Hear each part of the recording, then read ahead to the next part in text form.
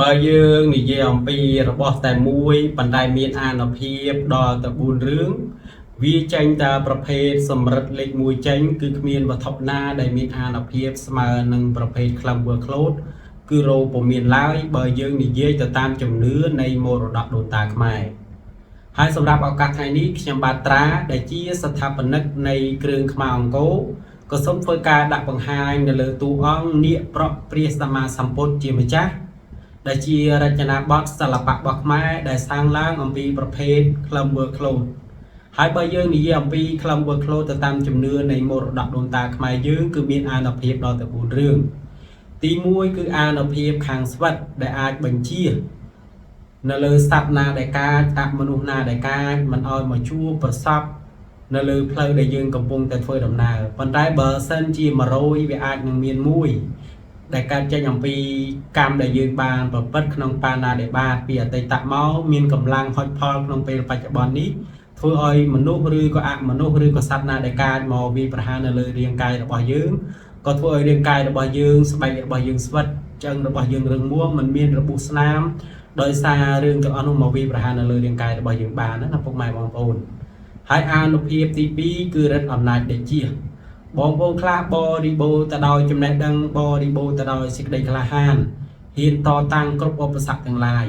ប៉ុន្តែបើជួបបុគ្គលឯណាម្នាក់ដែលមានឥទ្ធិពលខ្លាំងជាងខ្លួនធ្វើឲ្យខ្លួននេះនិយាយមិនចេញនឹកមិនឃើញហាមឺតមិនរួចណាពុកម៉ែបងប្អូនដល់ពេលគេតបាត់បែរជាមានសេចក្តីក្លាហានដល់ពេលគេនៅមុខយើងបែរជាមិនហ៊ានណាពុកម៉ែបងប្អូនចំណុចហ្នឹងគេថាចាញ់ច្រាបគេបើប្រៀបធៀបកីឡាករវិញហាត់រឹបខែរឹបឆ្នាំបែដល់ពេលឡើងប្រកួតជួបដៃគូប្រកួតដែលអស្ចារ្យជាងខ្លួនវាមិនចេញណាពុកម៉ែបងប្អូនអាវុធដែលគូចេញក៏ចេញមិនកើតហ្នឹងគេថាកីឡាករកែមក្បាច់ចឹងណាប៉ុន្តែបើសិនជាបងប្អូនឯណាដែលជួបហេតុការណ៍បែបនេះវត្ថុមួយនេះនឹងអាចជួយជំរុញធម៌ពលផ្លូវចិត្តរបស់យើងឲ្យយើងមានសេចក្តីក្លាហាន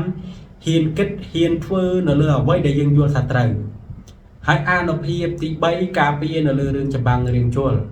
ពីបុរាណាចារ្យលោករោប្រភេទក្លឹមមើលខ្លួននេះបានយកមកសាងជាពុទ្ធរូបចិត្តឡើងដោយកំបិតបន្ទោះឲ្យតែបានហេតុអាចសន្មតបានថាជាព្រះរូបរបស់ព្រះសម្មាសម្ពុទ្ធក៏យកមកគោរពយកមកថែរក្សាដើម្បីការពារនៅលើរឿងភ្លើងសង្គ្រាមតូចធំទាំងឡាយមិនឲ្យរាងកាយរបស់លោកឬក៏អាយុជីវិតរបស់លោកបាត់បង់ដោយសារភ្លើងសង្គ្រាមគឺមិនអាចកាត់មានឡើយបើសិនជាលោកមានវត្ថុបែបនឹងថែរក្សាហើយអានុភាពទី4ចុងក្រោយគេគឺការពារនៅលើរឿងវិជាមុនខ្មៅបើយើងនិយាយអំពីវិជាមុនខ្មៅពុកម៉ែបងប្អូនយើងដឹងហើយថាវិជានេះគឺការចេញអំពីអមនុស្សឬក៏មនុស្សដែលបានរៀនអាគមដែលគេមានបំណងប៉ុនប៉ងយាយីមកធ្វើបាបនៅលើរាងកាយរបស់យើងទៅតាមចំណេះជំនាញដែលគេចេះធ្វើមកលើយើងគឺនឹងអាចបានទៅតាមអធិស្ឋានដែលគេចង់ធ្វើប៉ុន្តែបើសិនជាយើងមានវត្ថុបែបហ្នឹងដែលបានសាងជាបដិមាឡើងហើយធ្វើកិច្ចបានត្រឹមត្រូវយកមកគោរពយកមកថែរក្សាអានុភាពនៃបុណ្យបារមីព្រះសម្មាសម្ពុទ្ធដែលយើងមានសទ្ធាមានជំនឿជឿជាក់ក្នុងការគោរពហើយដោយអានុភាពនៃប្រភេទក្លឹមវើក្លូតនេះនឹងជួយការពាររៀងនៅលើរឿងមុនវិជាការទាំងឡាយមិនឲ្យប៉ះពាល់មកលើរាងកាយរបស់យើងឬមួយក៏អាយុជីវិតរបស់យើងសំពាក្យមួយគេថាក្លឹមវើក្លូតរបត់អស់ឧបសគ្គពាក្យនេះគឺស័ក្តិសមខ្លាំងណាស់ពុកម៉ែបងប្អូនបើសម្រាប់បទពិសោធន៍របស់ខ្ញុំផ្ទាល់ដល់ការធ្វើដំណើរទៅកាន់ទីជិតទីឆ្ងាយគឺខ្ញុំមិនអាចខ្វះបានឡើយនៅលើប្រភេទវត្ថុធាតុដើមបែបនេះគឺជួយឲ្យខ្ញុំធ្វើដំណើរទីជិតទីឆ្ងាយគឺមានសុខសុវត្ថិភាពទាំងទៅទាំងមកយើងដឹងទេបងប្អូនទាំងអស់គ្នាថាការធ្វើដំណើរជួនកាលវាអាចមានភ័យជាយន្តរាយកាត់ចេញអំពីការធ្វើបហែរបស់ខ្លួនយើងផ្ទាល់ទី1ទី2ការធ្វើបហែរបស់អ្នកដទៃប៉ុន្តែមានពេលខ្លះយើងក៏ប្រយ័ត្នអ្នកដទៃក៏គេប្រយ័ត្នប៉ុន្តែវាមានហេតុការណ៍ណាកើតចេញអំពីសត្វណាដែលកាចដែលរត់កាត់ឆ្លងផ្លូវឬក៏អមនុស្សដែលនៅ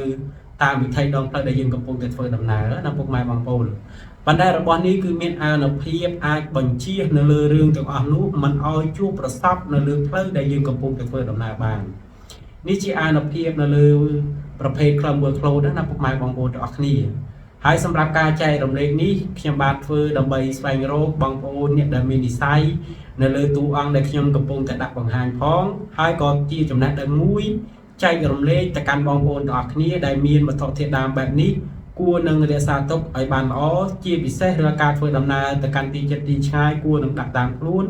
ដើម្បីការពារនៅលើរឿងភ័យទាំងឡាយដែលបំរុងកើតមកលើខ្លួនយើងហើយសម្រាប់ការចែករំលែកនេះដែរគឺធ្វើជាពិសេសសម្រាប់បងប្អូនទាំងអស់គ្នាតែម្ដងអ្នកដែលមាននិស្ស័យបានឃើញក៏សូមជួយរួម like ហើយនឹង share បើមានចម្ងល់ក៏អាចទំនាក់ជា comment នៅខាងក្រោមបានចែករំលែកឡើងវិញដោយគ្រឿងខ្មែរអង្គរ